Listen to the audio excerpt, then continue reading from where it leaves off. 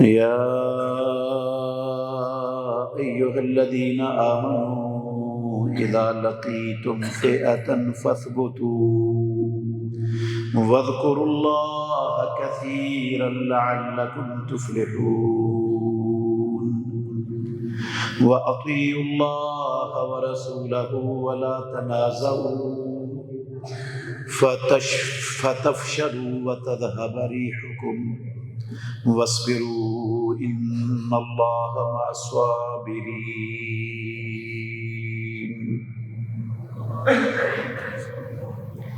اے وہ لوگو جو ایمان لائے ہو، جب بھی تم کسی جماعت سے ملو، دشمن سے ملو، میدان جنگ میں تمہارے دشمن سے سامنا ہو، فثبتوا تو ڈٹ جاؤ، ثابت قدم ہو جاؤ، واذکروا اللہ کثیرا اور اللہ کا بہت زیادہ ذکر کرو تاکہ تم کامیاب ہو جاؤ، اور اللہ کی اطاعت کرو اور اللہ کے رسول محمد صلی اللہ علیہ وسلم کی اطاعت کرو، جھگڑا نہ کرو، اختلافات کا شکار نہ ہو جاؤ، فتفشلوا تم بزدل بن جاؤ گے، وتذهب ریحکم اور تمہاری ہوا اکھڑ جائے گی، واصبروا اور صبر کرو، یقیناً اللہ رب العالمین صبر کرنے والوں کے ساتھ ہے۔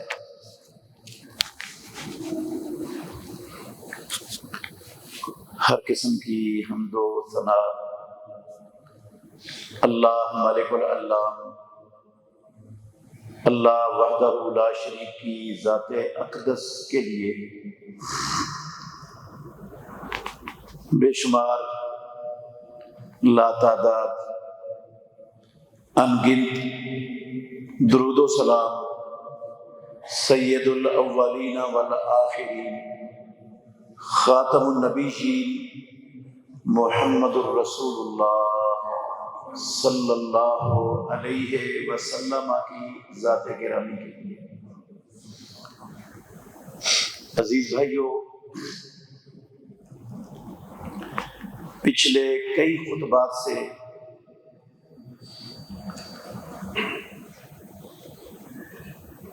اللہ کی زمین پر سب سے بڑی مفسد، سفاک، ظالم، بے رحم اور سب سے بڑی دہشت گرد قوم کا تذکرہ ہم نے قرآن اور رسول اللہ صلی اللہ علیہ وسلم کے فرامین میں سے سنا۔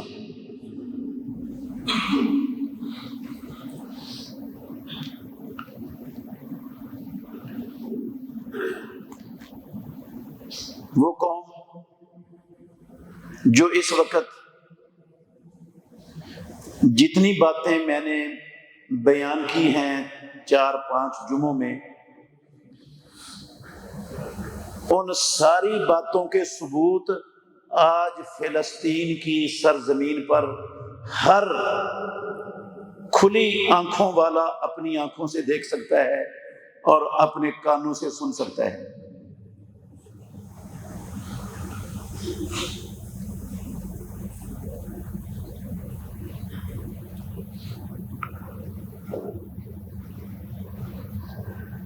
اس وقت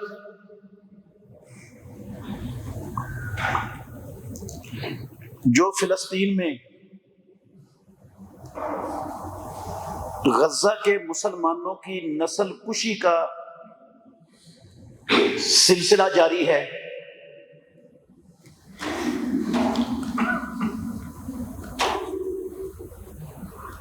دنیا میں حقوق انسانی کا نام لینے والے دجال، کذاب، جھوٹے، مکار ادارے، این جی اوز، تنظیمیں، سب کی زبانیں گونگ ہیں، ہونٹ سلے ہوئے ہیں۔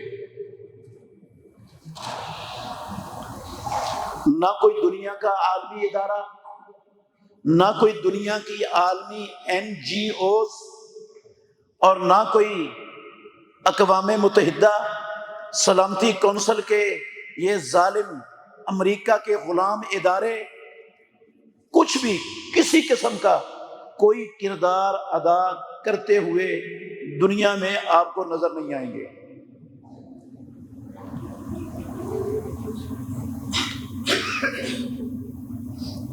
کافر اور منافق، ان سب کا تو مشن ایک ہی ہے۔ جو مشن کافروں کا ہے دنیا میں، وہی مشن منافقوں کا ہے۔ اللہ رب العالمین نے کہا فَمَا لَكُمْ فِي الْمُنَافِقِينَ فِئَتَيْنِ وَاللَّهُ أَرْكَسَهُمْ بِمَا كَسَبُوا۔ مسلمانوں، تمہیں منافقین کے متعلق کیوں آپس میں اختلاف کا شکار ہونے کی جلدی پڑی ہوئی ہے؟ کیوں تم منافقین کی وجہ سے ایک دوسرے کے ساتھ اختلاف کر رہے ہو، گروہ بن رہے ہو؟ واللہ ارکسہم بما کسبوا، اللہ نے منافقوں کو ان کی کرتوتوں کی وجہ سے ان کو دین سے الٹا دیا اور پھیر دیا ہے۔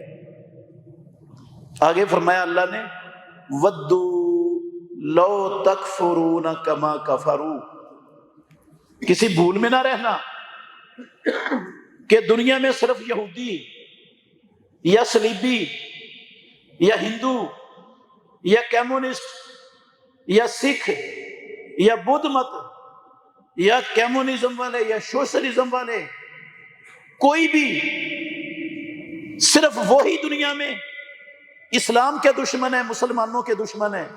کسی بھول میں نہ رہنا، وہی اسلام کو مٹانا چاہتے ہیں، وہی مسلمانوں سے اسلام کو ہمیشہ کے لیے مسلمانوں کو اسلام سے محروم کرنا چاہتے ہیں۔ کسی غلط فہمی میں نہ رہنا۔ اللہ نے کہا منافقین بھی کافر تو ہیں ہی ہیں،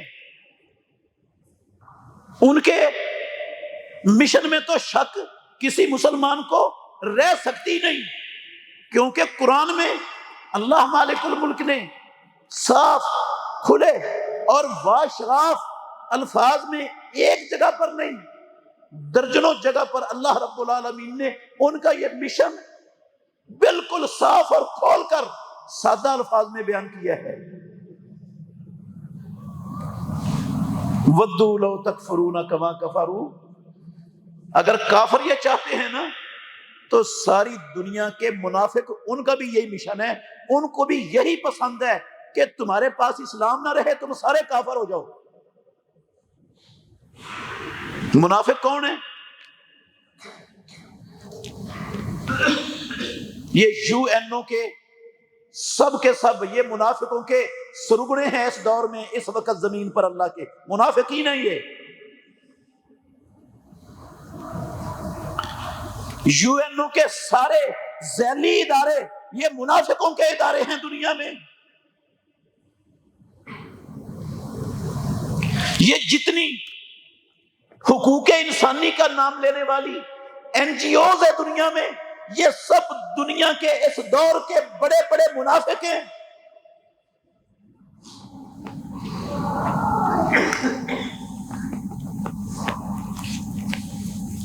یہ جتنے حقوق انسان کے دعوے دار بنے ہوئے ہیں، دنیا میں امن اور سلامتی کا نام لیتے پھر رہے ہیں، یہ سب کے سب منافق ہیں۔ کسی دھوکے میں نہ رہنا مسلمانوں کہ صرف کافر تم سے اسلام چھیننا چاہتے ہیں، یہ منافقوں کا بھی وہی مشن ہے جو ساری دنیا کے کافروں کا مشن ہے. منافق بھی وہی چاہتے ہیں تم سے. اس لیے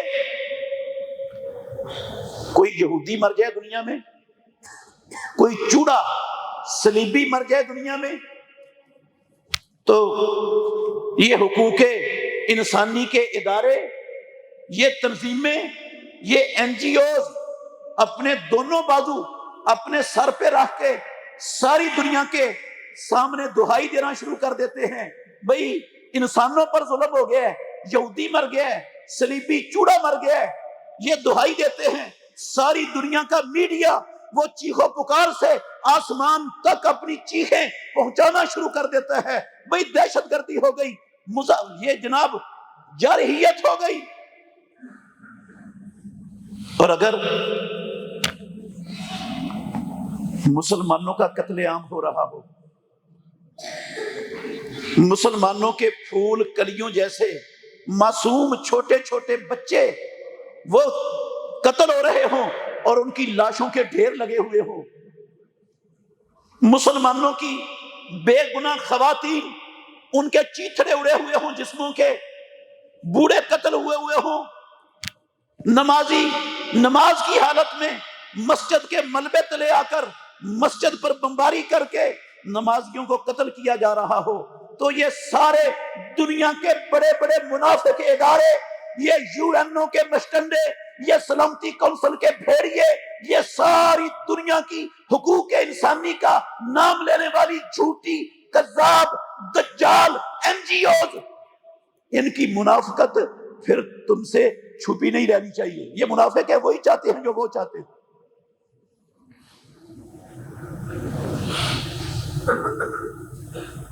ان کو یہ تکلیف تو ہوتی ہے کافر کیوں مرا ہے، یہ کوئی پریشانی نہیں ہوتی کہ مسلمانوں کیوں مر رہے ہیں، بے گناہوں کا قتل عام کیا ہو رہا ہے، مسجدیں کیوں گر رہی ہیں.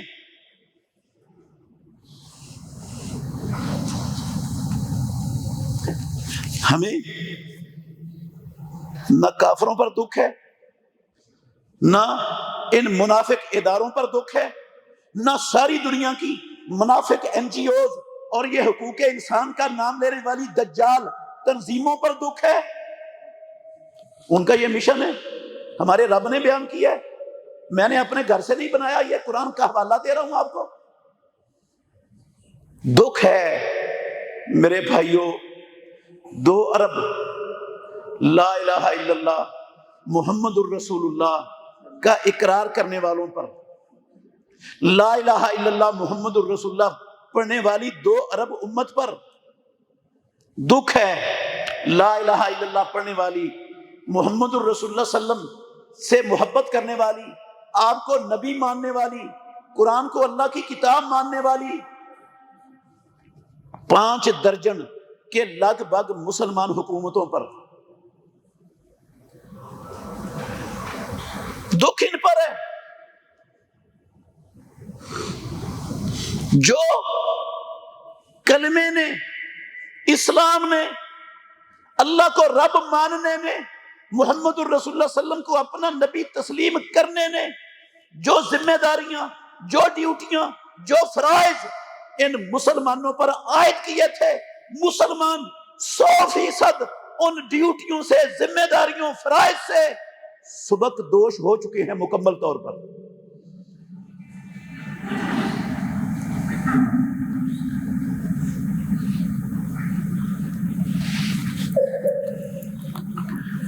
اس لحاظ سے دیکھیں کہ کافر مسلمان امت کو، مسلمان حکومتوں کو، مسلمان جماعتوں اور گروہوں کو اللہ کے دین سے دور کرنے میں کامیاب ہو چکے ہیں. تو میرے بھائیو یہ بات غلط نہیں ہے، واقعتاً وہ کامیاب ہو چکے ہیں. اس میں حکومتیں بھی، مسلمان 2 ارب عوام بھی، سب کے سب زبان کی حد تک ماشاءاللہ مسلمان ہیں، زبان کی حد تک مومن ہیں، زبان کی حد تک انہیں اللہ سے اور اللہ کے رسول سے بڑی محبت ہے اور بڑا پیار ہے، لیکن عملی طور پر ان کی پوری زندگیاں کلمہ پڑھنے والوں کی بات کر رہا ہوں، دکھ کا اظہار مسلمانوں پر کر رہا ہوں، عملی طور پر مسلمان امت کی ساری زندگیاں، پوری کی پوری توانائیاں، صلاحیتیں عملی طور پر وہ اسلام کی طرف آنے کے لیے نہ وہ تیار ہیں اور نہ اسلام کو عملی طور پر اپنانے کی ان کے اندر سوچ ہے، نہ فکر ہے، نہ یہ ضرورت محسوس کرتے ہیں کہ اسلام ہماری ضرورت ہے دنیا میں عزت سے جینے کی اور آخرت میں جہنم سے بچنے کے لیے اور جنت میں جانے کے لیے ہماری ضرورت ہے۔ قسم ہے اللہ کی، یہ سوچ ہی مسلمانوں کے اندر سے دفن اور ختم ہو چکی ہے، کافر کامیاب ہو چکے ہیں۔ ان سب مسلمانوں کو انہوں نے دنیا کے مفادات کے پیچھے لگا دی ہے، یہ صرف اپنے مفاد کے لیے دن گزارتے ہیں، مفاد کے لیے رات گزارتے ہیں، اپنے ذاتی مفادات کے لیے ان کی صبح شامیں دوپہریں گزرتی ہیں، ان کی ساری زندگی صرف اپنے ذاتی چند ٹکوں کے مفاد کے پیچھے اس کے گرد گھومتی ہے۔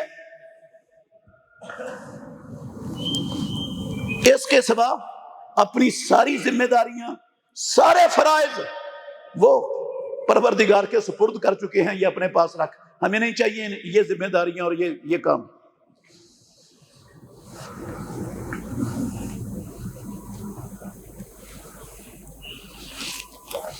اس کی دلیل کیا ہے اس کی کہ یہ صورتحال ہے؟ میں بتا رہا ہوں آپ کو، پچھلے جمعے میں بھی میں نے آپ کو اس سے پچھلے جمعے میں بھی بتایا کہ یہ جو حالات بنے ہوئے ہیں غزہ میں، فلسطین میں، ساری دنیا کفر کٹھی ہے، ان حالات سے نکلنے کی کوئی راہ ہے؟ بہت ساری چیزیں میں بتا چکا ہوں آپ کو، ان کو دہرانا نہیں ہے، تفصیل سے دلائل کے ساتھ میں بیان کی ہیں ساری چیزیں، میں نے دہرا دیتا ہوں، صرف ان کے نام چند کا تذکرہ کر دیتا ہوں۔ میں نے کہا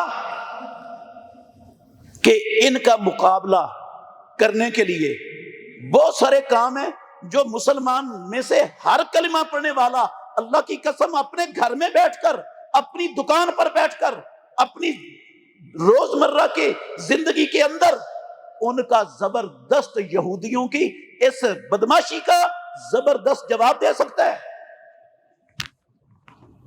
ساری دنیا کفر کی اس یلغار کا ہر بندہ اپنی اپنی جگہ پر بے مثال لاجواب کردار ادا کر کے جواب دے سکتا ہے۔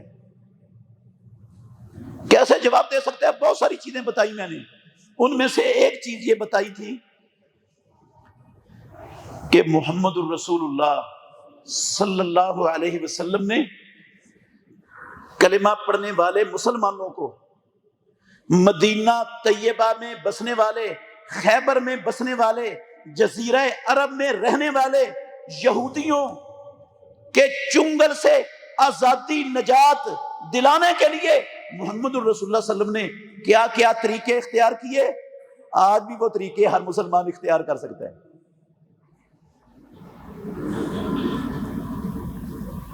رسول اللہ صلی اللہ علیہ وسلم نے مسلمانوں کے دلوں میں یہودیوں کی ایک ایک چیز کی نفرت پیدا کی،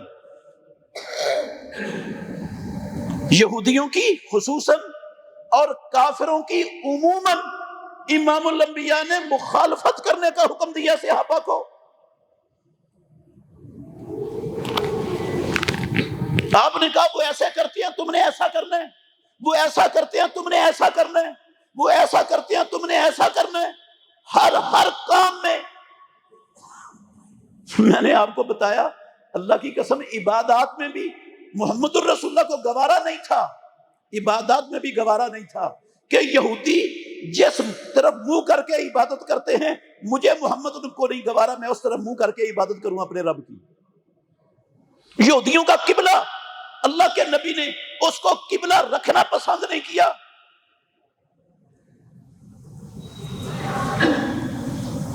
یہودی 10 محرم کا روزہ رکھتے تھے، روزہ رکھنا عبادت تھی۔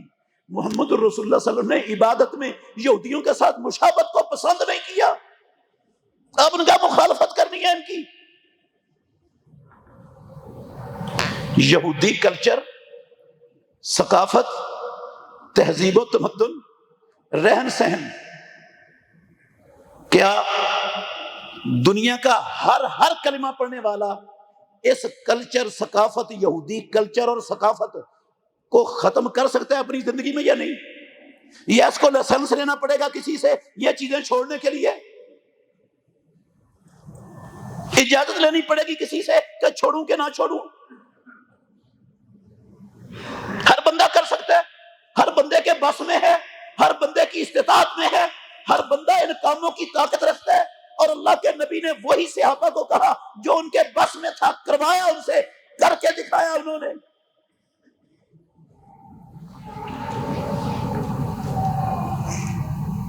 ہم دیکھ رہے ہیں کس طرح ظلم و ستم غزہ کے مسلمانوں پر، فلسطین کے نہتوں پر کس طرح ہو رہا ہے، ساری دنیا دیکھ رہی ہے،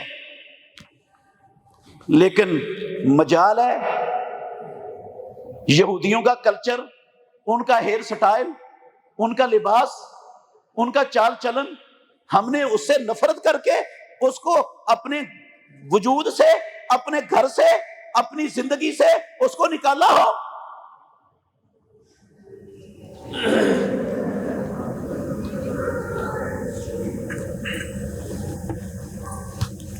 ایک چیز میں نے یہ بیان کی کہ رسول مکرم صلی اللہ علیہ وآلہ وسلم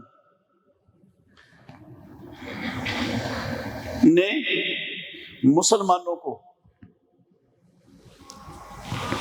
اللہ کی اور اللہ کے رسول کی اطاعت پر کھڑے کیا، اللہ اور اس کے رسول کی نافرمانی سے انہیں منع کیا، روکا۔ مسلمان یہودیوں کا معیشت کا نظام سود پر مبنی تھا، محمد الرسول اللہ صلی اللہ علیہ وسلم نے سود کو ختم کروا کے، ختم کرنے کا اعلان کر کے، سود کی جڑ کاٹ کے مسلمانوں کو سود سے دور کر کے اللہ اور اللہ کے رسول کے فرمان کے تابع کر دیا۔ یہودی حرام کھانا زندگی میں ان کا مشن تھا، مسلمانوں کے مال کو اللہ کی قسم وہ اپنے لیے بدبخت حلال سمجھتے تھے، غنیمت کا مال سمجھتے تھے۔ مسلمانوں کا سارا مال چھیننا یہودیوں کے لیے یہ کوئی برا عمل تھا ہی نہیں۔ اللہ کے نبی نے مسلمانوں کو حرام کھانے سے ہمیشہ کے لیے روک دیا، حلال کھانے کی، پیارے پیغمبر نے حلال روزی کمانے کی، حلال کھانے اور اپنے بچوں کو کھلانے کی ترغیب دی۔ مسلمانوں کے اندر زہد اور قناعت اور اللہ کے دیے ہوئے پر صبر، اللہ کے نبی نے اس پر امت کو کھڑا کیا۔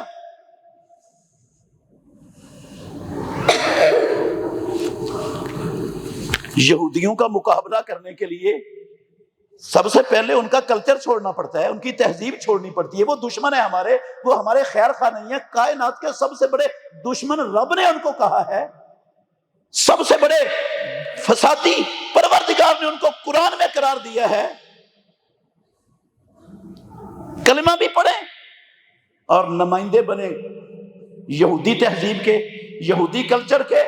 یہ مسلمان کی شان کی اللہ کی قسم لائق ہی نہیں، زیب ہی نہیں دیتا ہے کلمہ پڑھنے والے کو۔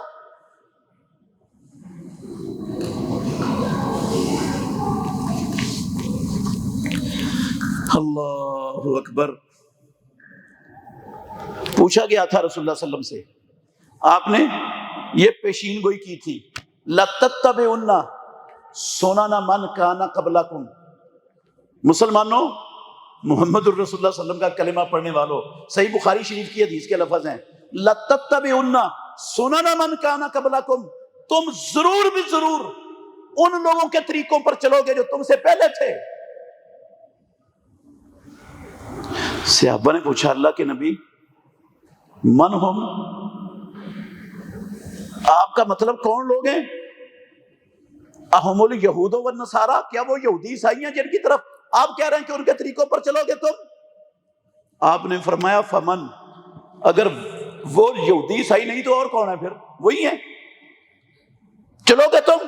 اگر کوئی صلیبیوں یہودیوں میں سے کسی جو ہے نا وہ بل کے اندر، کسی گو کی بل کے اندر گھسا ہوگا، پیارے پیغمبر نے فرمایا میری امت میں ایسے لوگ ہوں گے جو گو کی بل کے اندر گھسیں گے۔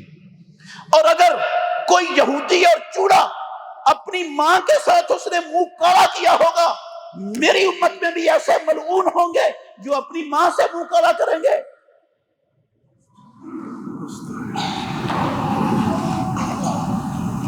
چلو گے تم ان کے طریقوں پر؟ اور آج ساری امت چل رہی کہ نہیں چل رہی؟ پھر میں نے کہا یہودیوں کی جتنی پروڈکٹس ہیں دنیا میں،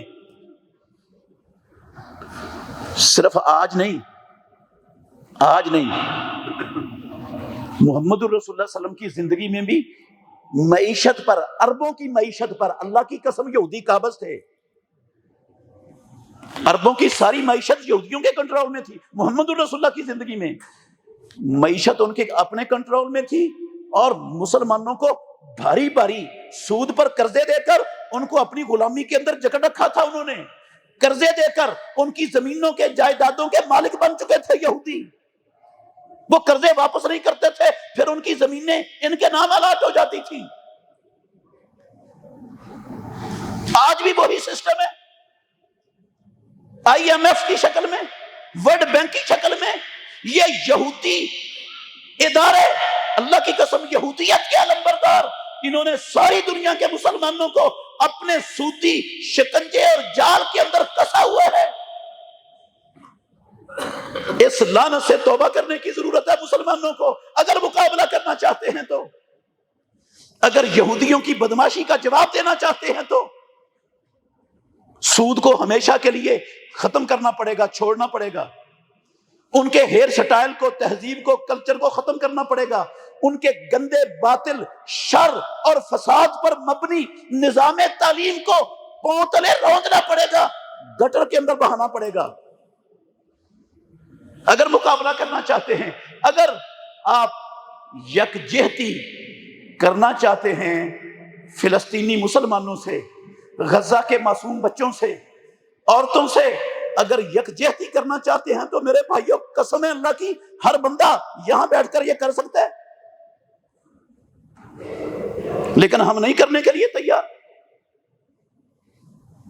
ان کی درد ہماری درد ہے ہی نہیں، ان کی تکلیف ہماری تکلیف ہے ہی نہیں، ان کے بچے ہمارے بچے ہے ہی نہیں، وہ ان کے بچے ہمارے کون سے ہیں جو مر رہے ہیں؟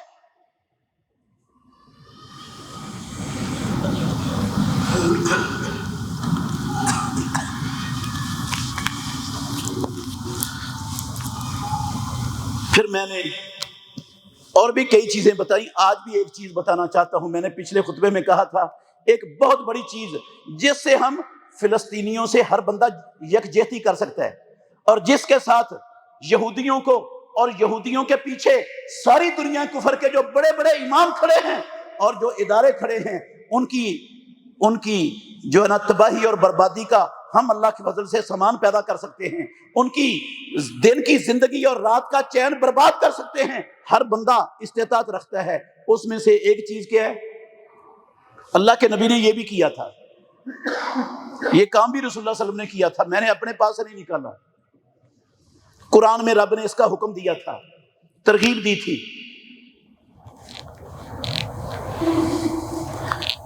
رسول اللہ صلی اللہ علیہ وسلم کی ہجرت سے پہلے نا مدینے میں بسنے والے مشرکین کے دو بہت بڑے بڑے قبیلے بستے تھے، ایک اوس تھا اور ایک قبیلے کا نام خزرج تھا۔ یہودی بھی بستے تھے مدینے میں۔ میں نے پہلے آپ کو بتایا کہ یہودی مدینے میں صرف اس لیے آ کے آباد ہوئے تھے، یہ یہودی مدینہ طیبہ کے پیدائشی لوگ نہیں تھے، ان کے آباء و اجداد یہاں پر نہیں تھے، ان کے دادے پردادے نہیں تھے، یہ باہر سے بدبخت آئے تھے مدینے میں۔ کیوں آئے تھے؟ انہوں نے اپنی کتابوں میں پڑھا تھا کہ جو آخری نبی اللہ دنیا میں بھیجنے والا ہے وہ ایسے خطے میں آئے گا جو خطہ کھجوروں والا ہے، جہاں کھجوروں کے بڑے بڑے باغات ہیں، وہ اس طرح کے پہاڑ ہیں، وہاں پر ایسے کھجوروں کے باغات ہیں، اور یہ حلیہ ہے اس علاقے کا۔ یہ دنیا کے یہودی اپنی کتابوں پر یقین کرتے ہوئے ڈھونڈتے پھرتے کچھ جا کر خیبر میں آباد ہو گئے اور کچھ آ کر مدینہ طیبہ میں آباد ہو گئے۔ ان کو یہ خطے لگے کہ ہماری کتابوں میں جن خطوں کی نشاندہی کی گئی ہے وہ یہی مدینہ ہے یا وہ خطہ خیبر ہے۔ اس وجہ سے یہودی آ کر یہاں آباد ہوئے تھے۔ یہ ان کے آباء و اجداد کا علاقہ نہیں تھا۔ انہوں نے آ کر آباد ہوئے اور ان کو پتا تھا نبی آنے والا ہے، نبی کی ساری صفات بھی جانتے تھے، ساری کتاب میں لکھی ہوئی تھی۔ قسم ہے اللہ کی، جب محمد الرسول اللہ آ گئے ان بدبخت ملعونوں نے پہچان بھی لیا کہ یہی وہ سچا نبی ہے، یہی آخری نبی ہے، یہی حق اور سچ ہے، اسی کی ہماری کتابیں ہمیشہ سے ہمیں تعلیم دیتی رہی ہیں۔ پتہ چل گیا ان بدبختوں کو، لیکن خباثت تھی ان کے نفس میں، درندگی تھی، سنگ دلی تھی، وہ ضد اناد ہٹ دھرمی کی بنا پر کہ قریش میں کیوں پیدا ہوا ہے، یہ یہودیوں کے خاندان میں کیوں نہیں پیدا ہوا، یہ یہودیوں کے خاندان میں پیدا ہونا چاہیے تھا۔ اس ہٹ دھرمی اناد کی بنا پر انہوں نے محمد الرسول اللہ صلی اللہ علیہ وسلم کے ساتھ دشمنی کو اختیار کر لیا۔ مدینے میں تجارتیں بھی کرتے تھے اور اوس اور خزرج کو آپس میں اللہ کی قسم لڑانے کا، ان کے اندر اختلافات پیدا کرنے کا، ان کے اندر جھگڑے کھڑے کر کے ان کو ایک دوسرے کے خلاف ہر وقت دستے گریبان رہنے کا سب سے بڑا مشن بھی یہ کتے یہودی مدینہ طیبہ میں چلا رہے تھے محمد الرسول اللہ کی آمد سے پہلے۔ آپ نے سنا اوس اور خزرج دونوں مشرک قبیلے تھے اور ان کی آپس میں چھوٹی چھوٹی باتوں پر جنگیں ہوتی تھی، اور ایک ایک جنگ 100 سال تک اللہ کی قسم چلتی تھی، اور ایک جنگ کے اندر نسلوں کی نسلیں مٹ جاتی تھی۔ اونٹنی کو پانی پلانے پر جھگڑا ہو گیا تھا، نسلیں ختم ہو گئی، ختم ہی نہیں ہو رہی جنگ۔ یہ صرف مسئلہ اللہ کے گھر میں کھڑا ہو کے کہتا ہوں اونٹنی کا نہیں تھا، اونٹنی کا مسئلہ نہیں تھا، کوئی اور مسئلہ نہیں تھا۔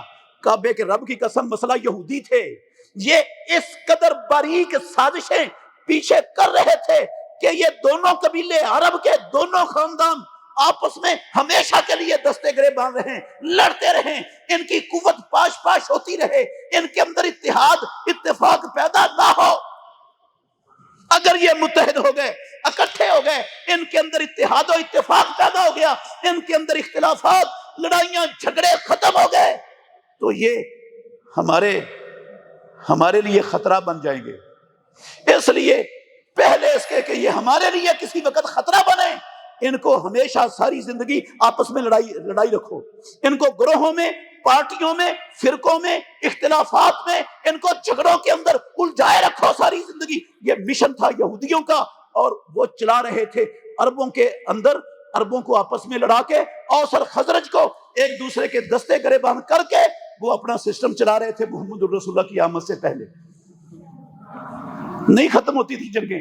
جب دیکھتے تھے نا اب جنگ بڑی لمبی ہو گئی ہے اور اب ٹھنڈی ہو رہی ہے، سرد پڑ رہی ہے جنگ، ان کتوں کے ہاتھ دوبارہ متحرک ہوتے، پھر اس جنگ کو بھڑکا دیتے اور چپ چاپ کسی کنارے پر بیٹھ کر عربوں کی آپس میں لڑائی اور تباہی کا یہ ملعون یہودی اللہ کی قسم تماشائی بن کے تماشا دیکھتے رہتے، تماشا دیکھتے۔ جو ہی ان کی آپس کی لڑائی سرد پڑتی، یہ متحرک ہوتے بدبخت، دوبارہ ان کی لڑائی کو عروج پر پہنچا دیتے، اور ایسے انداز میں یہ لڑاتے تھے کسی کو پتہ بھی نہیں چلتا تھا کہ پیچھے کون سے ہاتھ کار فرما ہیں، یہ کروا کون رہے، کروا یہودی رہے تھے، ہاتھ سارے یہودیوں کے چلتے تھے۔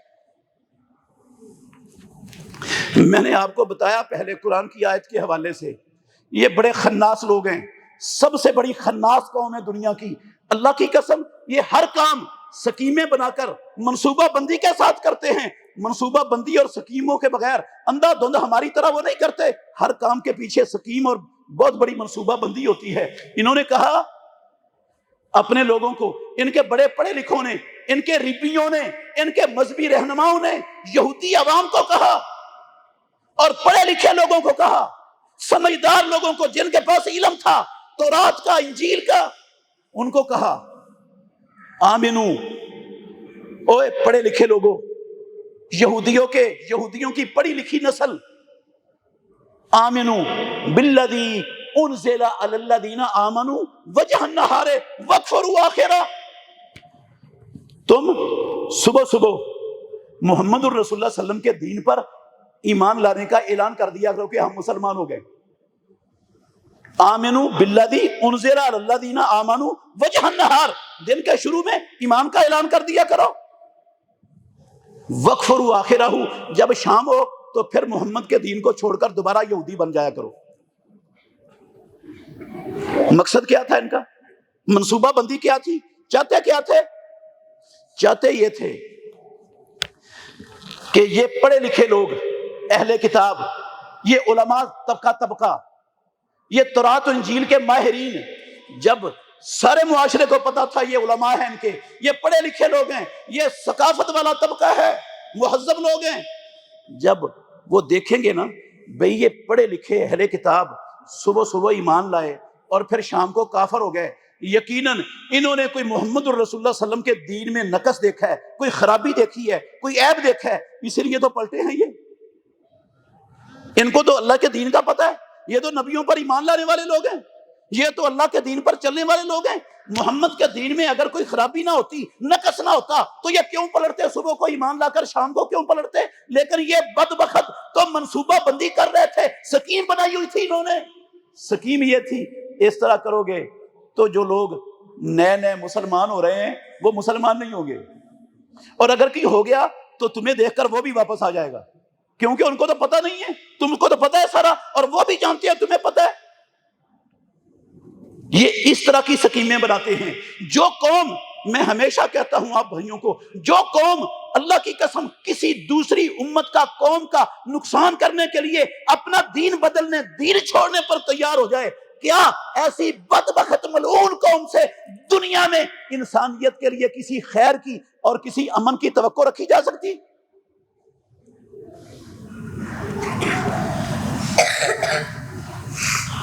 اللہ کے نبی آئے، پیارے پیغمبر نے آ کر اوس اور خزرج کی لڑائیوں کو، اختلافات کو، نفرتوں کو ہمیشہ کے لیے ختم کر دیا اور ان کو ایک دوسرے کے بھائی بھائی بنا دیا.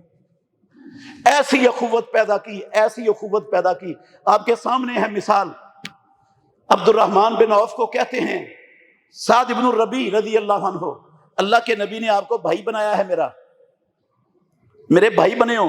میں مدینے کے مالداروں میں سے سب سے بڑا مالدار ہوں، میری 2 بیویاں ہیں، ایک آپ کو دے دیتا ہوں، آپ دیکھ لو کون سی پسند ہے، اس کو طلاق دے دوں گا، آپ اس کی عدت پوری ہونے کے بعد اس سے نکاح کر لینا، آدھا مال میں آپ کو دیتا ہوں. ایسا ایثار، ایسی قربانی. اللہ کی قسم یہودیوں نے دیکھا کہ محمد صلی اللہ علیہ وسلم کی آمد پر وہ ہمارا مشن تو ناکام ہو گیا، ہم تو ان کو لڑاتے تھے اور پھر ان کو سود دے کر، اگر اسلحے کی کمی کی وجہ سے لڑائی کے ختم ہونے کا خطرہ ہوتا تھا نا ان بدبختوں کو، وہاں سود کی بھاری رقم دے دیتے تاکہ اسلحہ خرید کر لڑنے کے قابل رہے، ختم ہی نہ ہو ان کی لڑائی،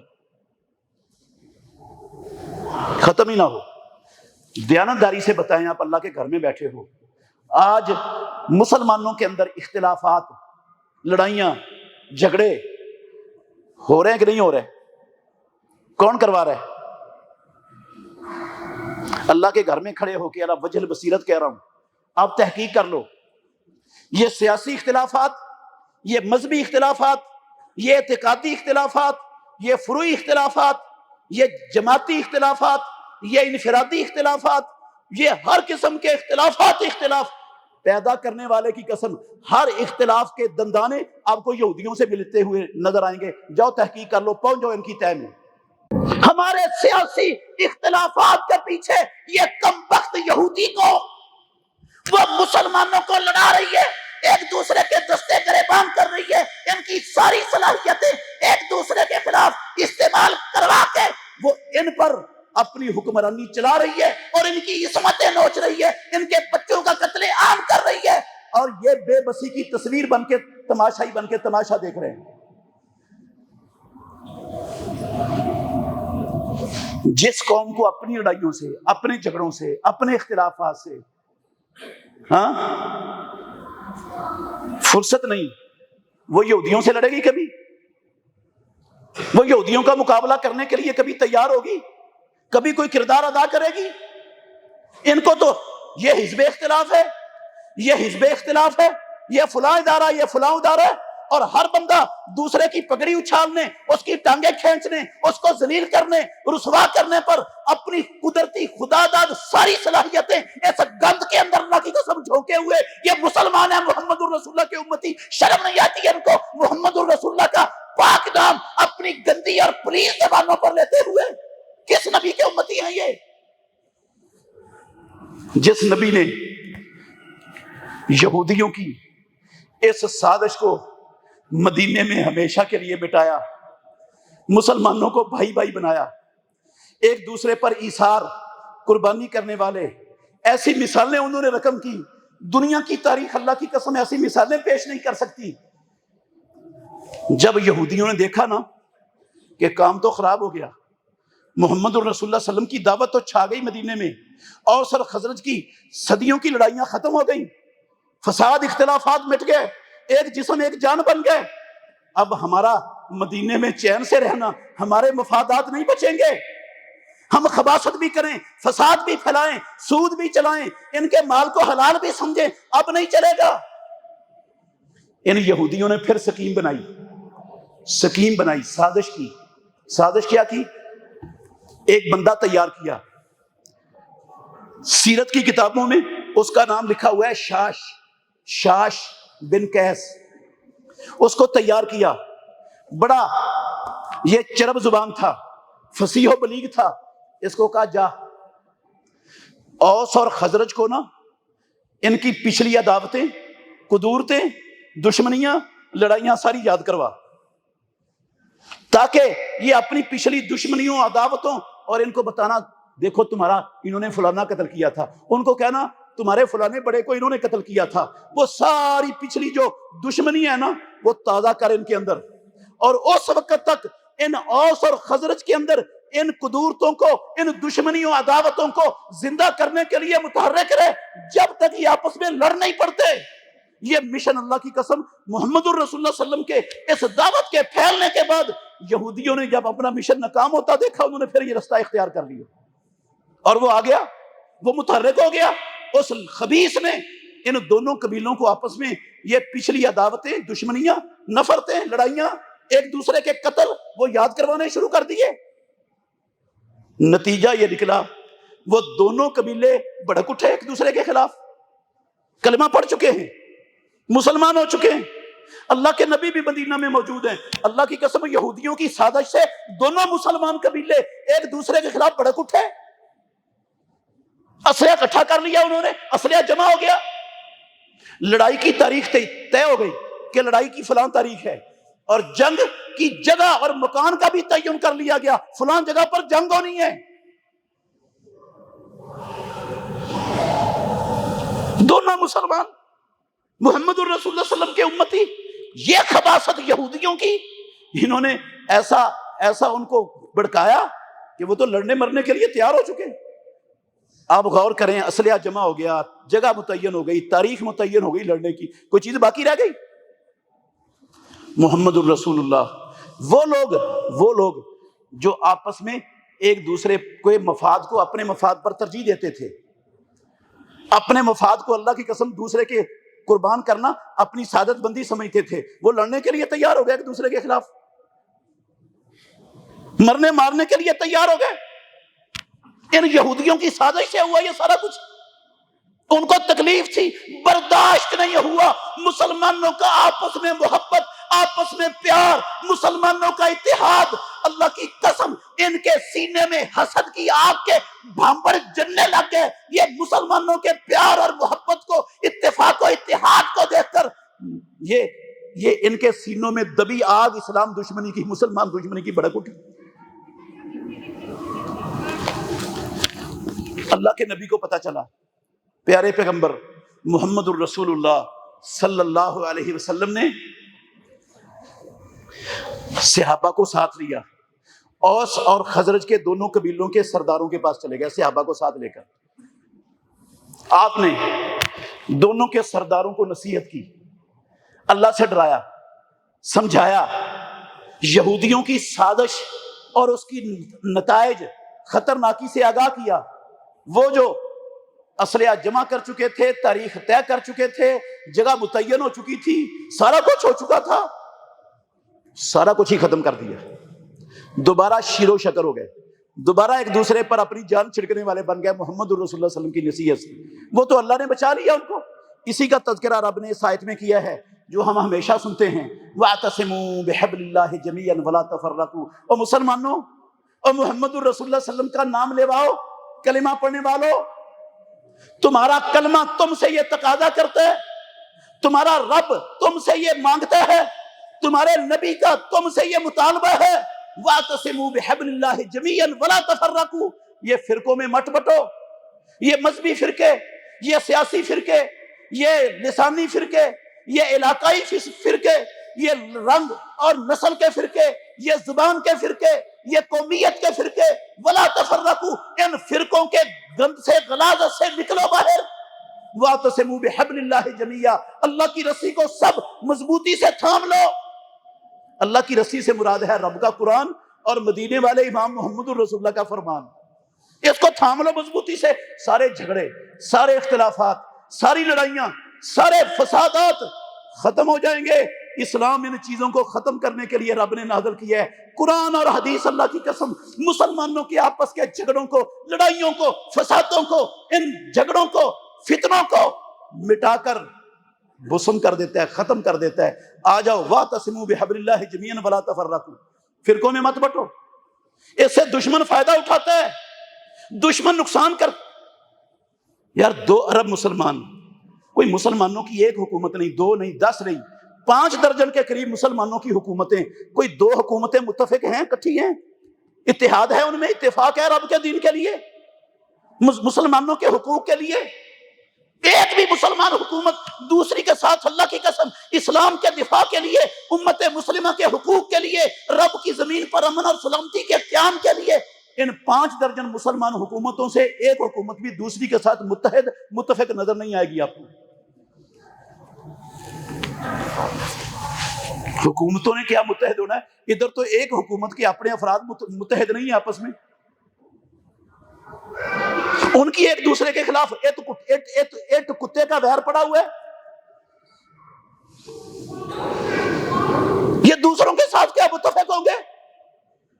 ان کو کیا لگے اسلام کے مٹنے پر، مسلمانوں کے بچوں کی لاشوں کے تڑپنے پر ان کو کیا لگے؟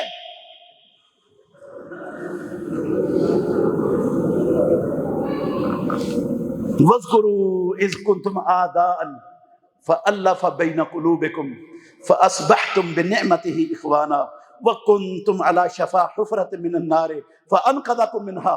اللہ رب العالمین نے کہا، یاد کرو مسلمانوں، جب تم اسلحہ جمع کر چکے تھے، لڑنے کے لیے تیار ہو گئے تھے، جگہ اور تاریخ طے کر بیٹھے تھے، اللہ نے اپنے آخری نبی محمد الرسول اللہ صلی اللہ علیہ وسلم کے ذریعے تمہیں اس فتنے فساد سے بچا لیا۔ تم آگ کے گڑھے کے کنارے پر پہنچے ہوئے تھے، اللہ نے اپنے نبی محمد الرسول اللہ کی برکت سے تمہیں بچا لیا۔ شکر کرو رب کا۔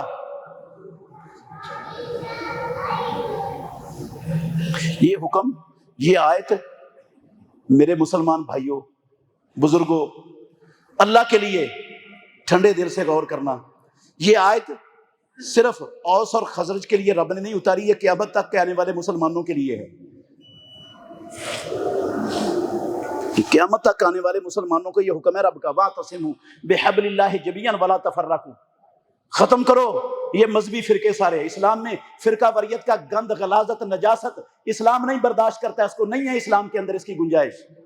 ختم کرو یہ سیاسی فرقے، پارٹیاں، سارا گند، غلاظت، یہ اس کے پیچھے یہودی ہیں۔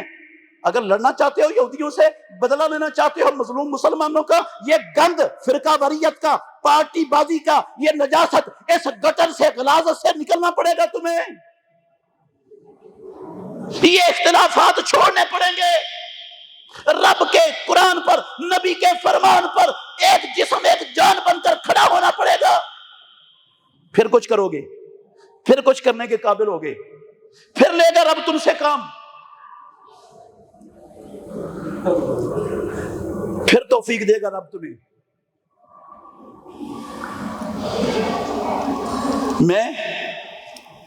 میری آواز اتنی بلند نہیں ہے، اتنی طاقتور نہیں ہے کہ میں یہ 5 درجن مسلمان حکومتوں کو قائل کر سکوں۔ میری آواز تو صرف آپ لوگوں تک ہے، میں آپ تک پہنچا رہا ہوں، آپ سے میں منت کرتا ہوں، گزارش کرتا ہوں، یہ سارے آپسی اختلافات، آپس کے جھگڑے، آپس کے یہ تنازع، ان کو ختم کرو، اور یہ جو ہم نے دائرے بنائے ہوئے ہیں نا، یہ فلاں لیگ ہے، یہ نون لیگ ہے، یہ پیپل پارٹی ہے، یہ پی ٹی آئی ہے، یہ سارا گند دفن کرو، تم سارے مسلمانوں، پاکستانیوں، قوم کے لیے، اسلام کے لیے، امت کے لیے کھڑے ہو جاؤ۔ ہم نے ان پارٹیوں کو خدا بن کے ان کی عبادت شروع کی ہوئی ہے، مسلمانوں نے، کافر ہمیں ان پارٹیوں کی عبادت کروا کے شرک کی دلدل گٹر کے اندر دھکیل کے ہمارے بچے مار رہا ہے، عصمتیں لوٹ رہا ہے، اور ہمیں اس گٹر سے نکلنے کی جو ہے نا وہ سوچ بھی نہیں ہمارے پاس۔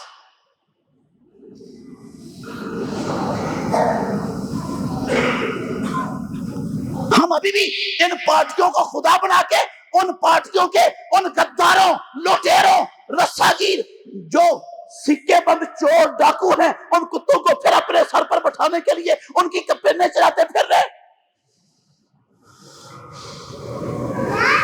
وہ خدا ہے۔